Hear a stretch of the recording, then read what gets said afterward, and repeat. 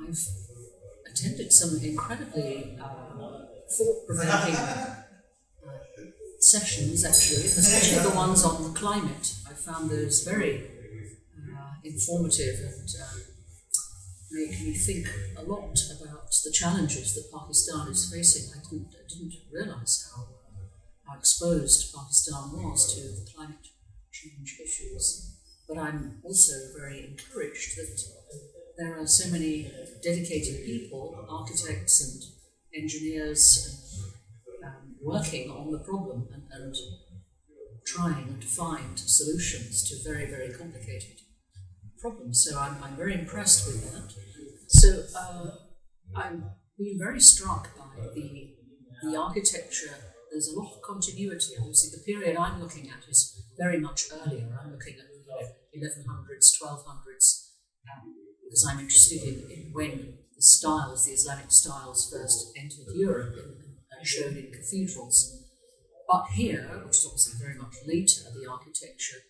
So, for example, today on my way to the Lahore Museum, what turned out to be, I think, the Supreme Court or the High Court, it looked like some kind of mix between a mosque and a cathedral, because it had all the architectural features in it, which I've come to recognise, but of course it was 19th century. So it's interesting to see how the styles continue, even so late.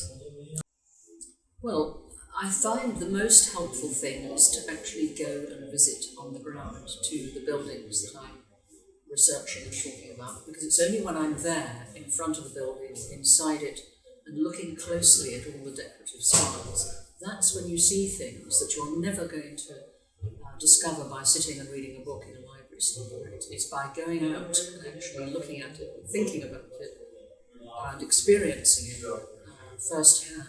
That's what I really, that's been the key for me. And I've travelled so many thousands of miles looking at so many churches and cathedrals all across Europe, Spain, Italy, France, Germany, all over Britain.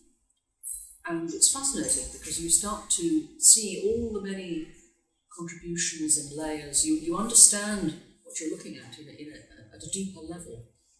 And that makes it so interesting. It enriches the whole process of when you just go to visit a church. You don't just glance at it and think, oh, that's nice, and then look the other way.